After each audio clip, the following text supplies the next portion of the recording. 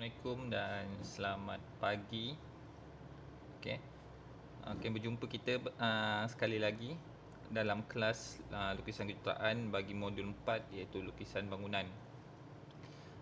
Minggu lepas saya telah menerangkan berkaitan dengan cara melukis simbol piawai dalam lukisan bangunan satu. Yang kedua saya dah menerangkan bagaimana nak melukis garisan bumbung. Sebuah rumah kediaman setingkat pada pelan lantai. So saya harap semua pelajar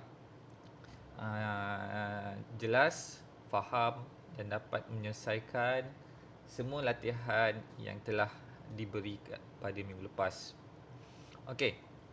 So pada hari ini saya ingin menerangkan berkaitan cara untuk melukis lukisan bangunan yang diberi pandangan isometri dia dan dia minta kamu lukis pandangan hadapan ataupun pandangan sisi berserta dengan simbol piawai lukisan bangunan. So saya dah beri beberapa latihan dalam channel Telegram. So saya harap kamu boleh download and then kamu boleh print sebelum kelas ataupun sebelum kita mulalah supaya latihan dapat dilakukan dengan terus. So dalam grup Telegram tersebut saya diberi dua latihan, dua saiz latihan lah. Satu dalam bentuk saiz A3, satu lagi dalam saiz A4. Yang mana ikut kesesuaian dan kamu lah. Kamu boleh print dalam A3. Jika ada masalah dalam jika ada kekangan untuk print A3, kamu boleh print A4. Soalannya adalah sama.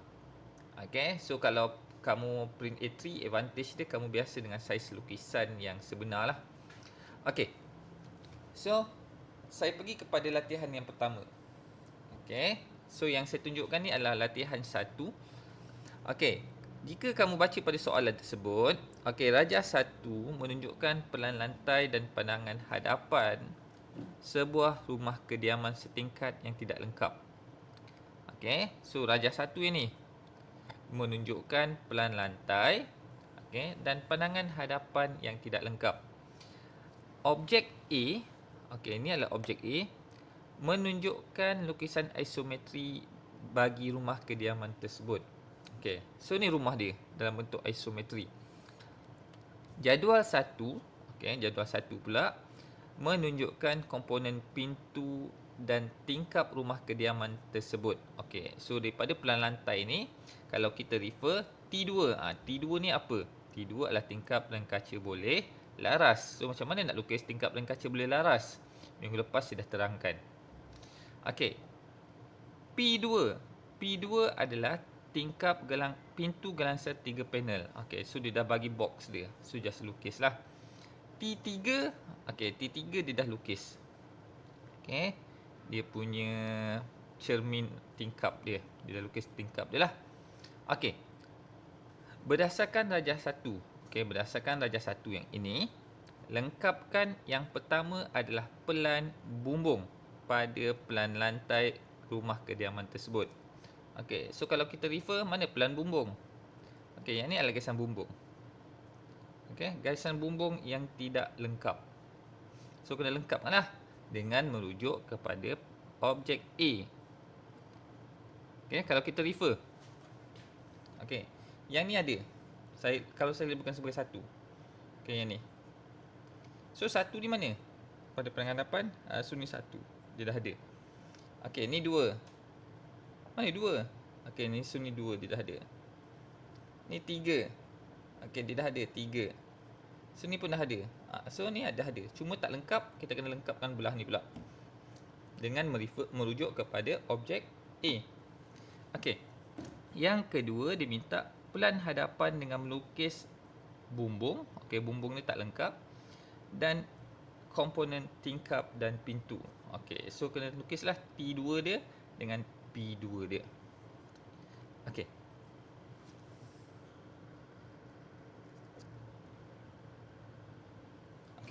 So So pada kali ni saya cuba lukis, saya tunjukkan okey latihan yang pertama ni dengan menggunakan kaedah manual lah. So minggu lepas kalau kamu perasan saya gunakan AutoCAD.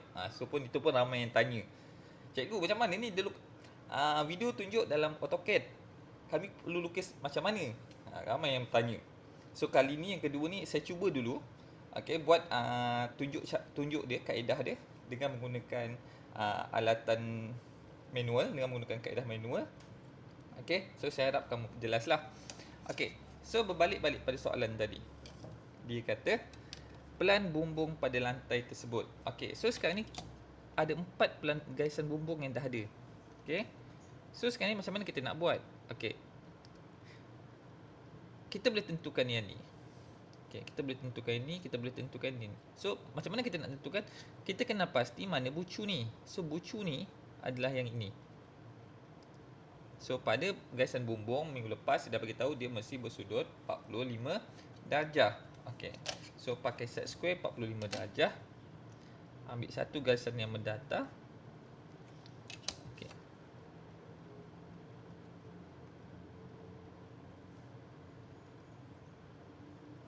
Buat satu gaisan. Okey. So sini pun buat satu gaisan. Setiap bucu mesti ada 45 darjah. So sini pun kita buat 45 darjah.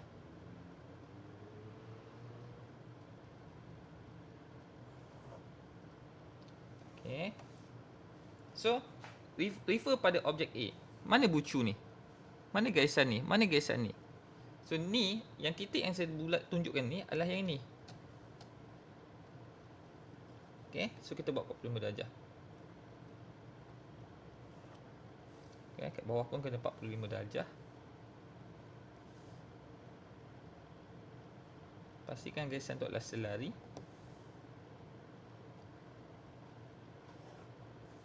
So sini pun 45 darjah.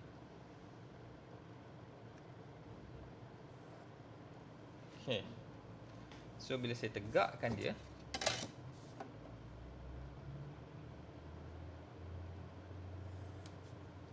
okay. So disebabkan yang objek ini, yang ni adalah bumbung tiba layar, bukannya limas. So kita akan nampak gaisan lurus yang ini sahaja. So apa yang berlaku? Dia akan dapat gaisan lurus. Okey. Untuk dalam video ni saya tunjukkan, saya hitamkan dengan gaisan lurus, tapi kamu kena buat dengan gaisan putus-putus. Okey, okey, tak apa. Saya cuba hitamkan dalam keadaan putus-putus supaya kamu tak keliru.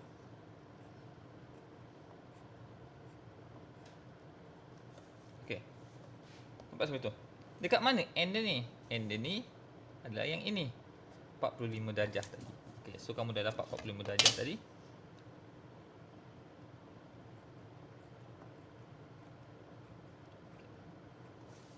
Okay. So akan dapat macam tu. So sekarang ni macam mana kita nak tentukan ni? Berapa kecondongan dia? So saya dah bagi tahu kecondongan pada gaisan bumbung pada pelan lantai adalah 45 darjah. So pakai set square 45 darjah.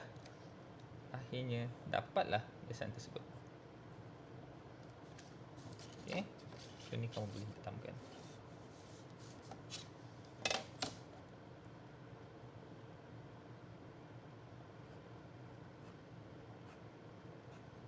Okey. So yang ni gaisan lurus. So bila gaisan lurus,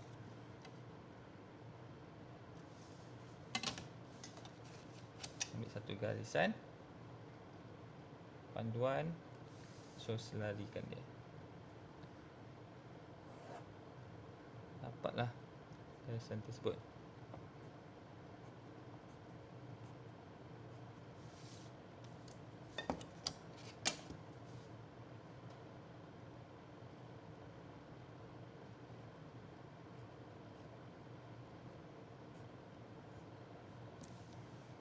Okay.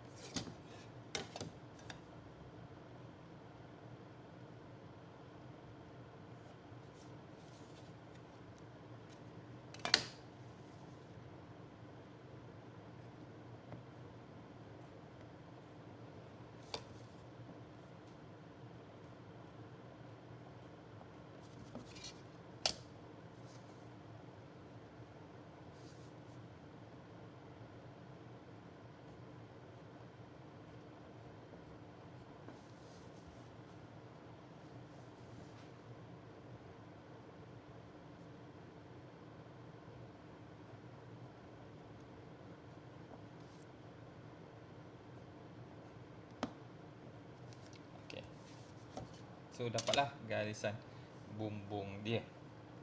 Okay, so apa yang perlu kamu tahu, garisan bumbung ni adalah bersudut 45 darjah. Semuanya bersudut 45 darjah pada pelan lantai. So yang ni pun 45 darjah. Okay, 45 darjah. Semua kena gunakan set square yang bersudut 45 darjah.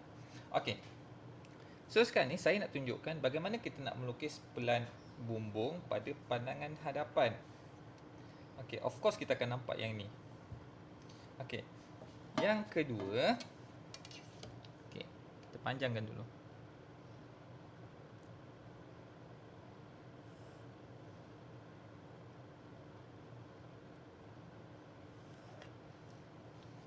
Okay, dia dah bagi separuh. Okay, kalau kita refer ni, kita refer kat sini, kita akan nampak benda ni. Kita akan nampak bumbung yang ni. Okay, so kat mana end ni? Pada hujung ni, bucu ni adalah yang ini. So, apa yang perlu kita buat? Unjurkan dia. Okay, dekat mana garisan dia? Panjangkan dia.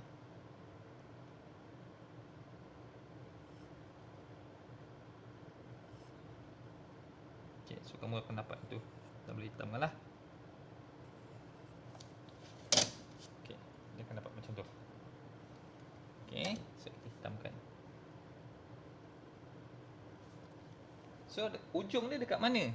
Okay, ujung dia kita kena pasti pada pelan lantai. Yang ini adalah dinding, yang putus-putus ni adalah bumbung. Okay, so yang putus-putus tu yang perlu kita turunkan. Pastikan dia selari.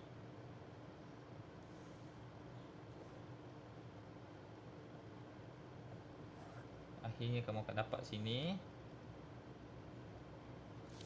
Okay, dan bawa ke atas, ke perabung dia.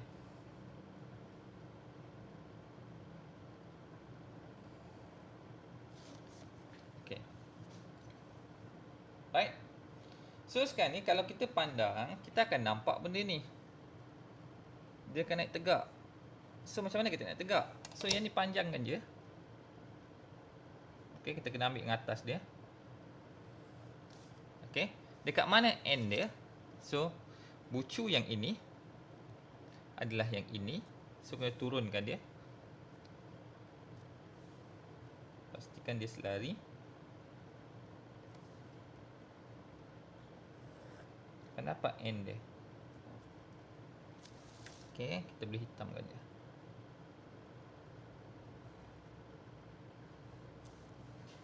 Okay, so dekat mana dia punya hujung? Okay, bila kita tengok yang ni, tadi kita dapat dia bergerak ke sini. Bumbung tu, bucu sana. Bucu tu adalah yang ni. So apa yang kita buat? Turunkan dia.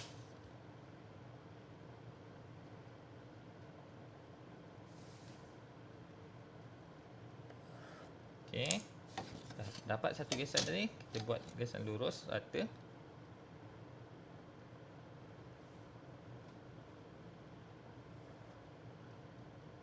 akhirnya dapat yang ini. Okay. Okay, lepas tu buat apa? Okay, bila dapat situ, dia akan pergi ke sini. So yang itu adalah turunkan dia.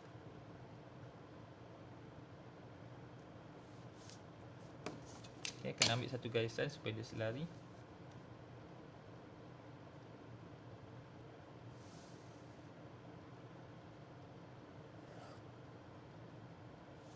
So dia akan dapat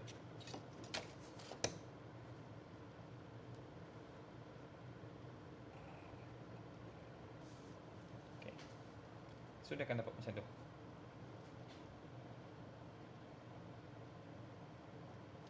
Okay,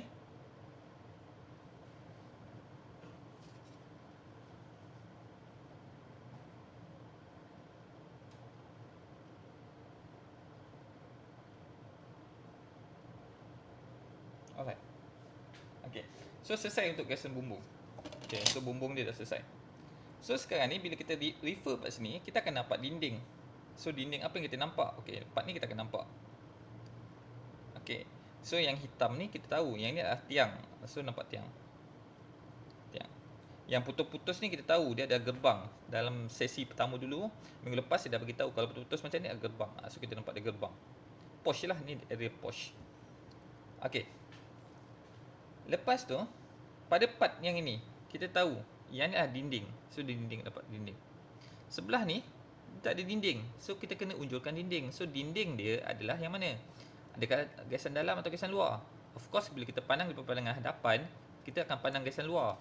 So gaisan luar kena turun. So gaisan luar turun.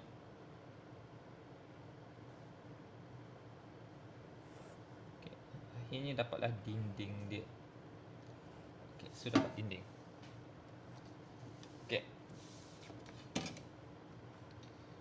Yang seterusnya. Okay. Cuba kita refer yang ni. Okay. Kita refer yang ni. Yang ni adalah lantai. Lantai ni dalam keadaan satu gaisan yang lurus.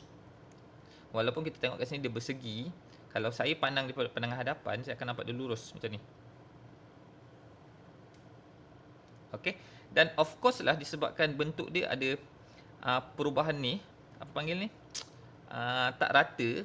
Okay, ada ke dalam dan sebagainya. Of course saya akan nampak gaisan yang ni dengan gaisan yang ni. Okay, mesti ada gaisan tu. Sebab dia tak rata, dia ke dalam. So sekarang ni kat mana garisan yang kita nak buat ni? Pada pandangan hadapan di lantai. So kena kenal pasti yang ni. Okay, bila saya kenal pasti adalah yang ini.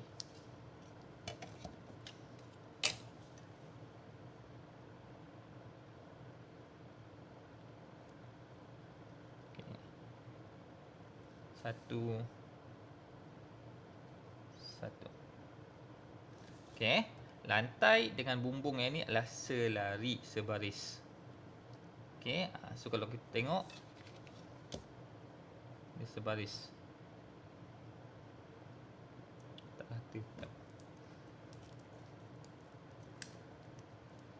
Okay. So kalau kita tengok, kita unjurkan dia. Okay. Akan dapat satu.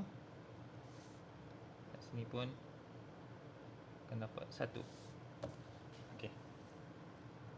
Now, disebabkan dia minta juga pada pandangan hadapan, okay, lukiskan komponen pintu dengan tingkap dia. Okay, so saya nak tunjukkan T2. T2 yang ni, T2 adalah tingkap dan kaca boleh laras. So apa yang perlu kamu buat? Unjurkan bingkai dia.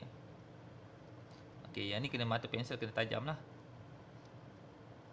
Okay, unjurkan.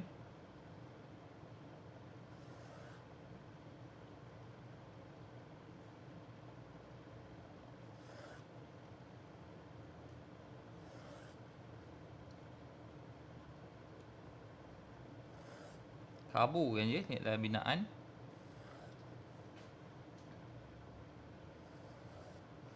Okay. Dan saiz tingkap adalah saiz yang diberi.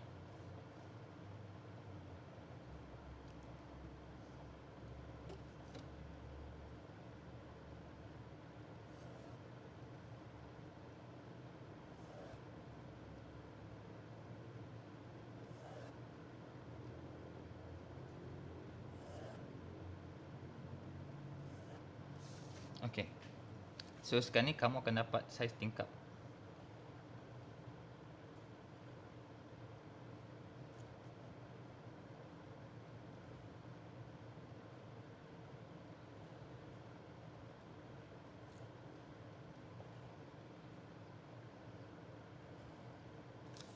Okay. And then atas dia. Dia kena sabar buat ni dan kena teliti lah.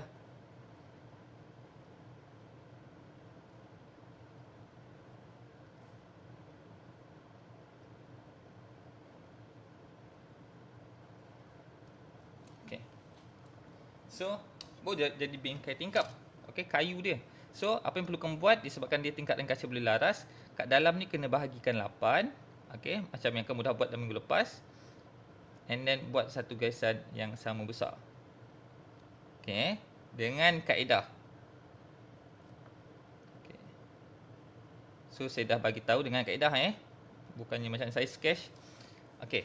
So, tingkap dan kaca berlaras ni dia punya bilangan cermin adalah 7 hingga 8 sahaja. Okey. Disebabkan tingkap selalunya ada dia punya pengudaraan laluan udara dekat atas, so selalunya adalah sama. So, kena gunakan yang ni lah untuk tingkap yang atas ni. Maksudnya dia dah bagi dia gunakan laluan udara tingkap yang macam ni. So, kat sini pun kena lukis benda yang sama. Okey. Sama juga untuk sliding door. Okey, sliding door 3 panel. Dia dah bagi kotak, apa yang perlu kamu buat adalah unjurkan dia punya bingkai.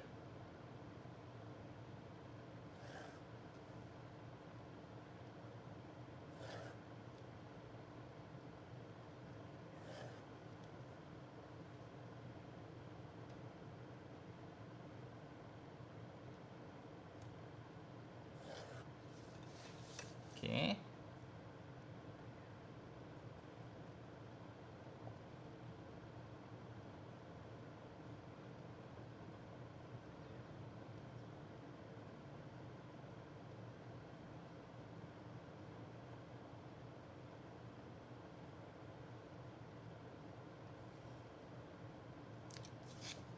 Okey.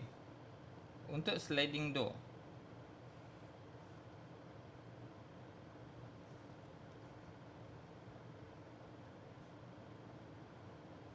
okey. Untuk sliding door dia still ada laluan udara. Sama juga macam ni. Okey. Dan dia menggunakan 3 gelangsa. So gelangsa ni macam yang kita lukis pada minggu lepas. So macam mana nak buat? Okey, disebabkan yang ni kita akan nampak full. Okey, dengan macam tu. Okey. So yang ni kita akan nampak kotak penuh dia. Okey. Yang ni kita akan nampak separuh. Kita nampak suku. Okey.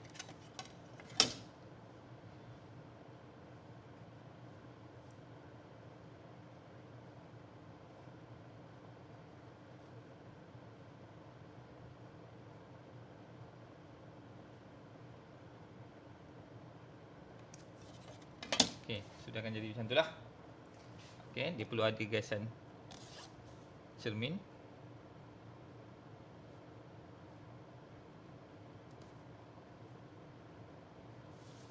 Okey, dan disebabkan dia ada anak panah, so ada anak panah perlu lukis lah. Dalam pakai jap pemaris Okey, sudah akan lukis. So, selesailah lukisan bangunan. Okey, yang diminta lukiskan pandangan hadapan dengan garisan bumbung. Okey, serta melengkapkan garisan bumbung pada pelan lantai. Okey, so selamat mencuba. Jika ada masalah boleh bertanya dengan saya. Okey, terima kasih.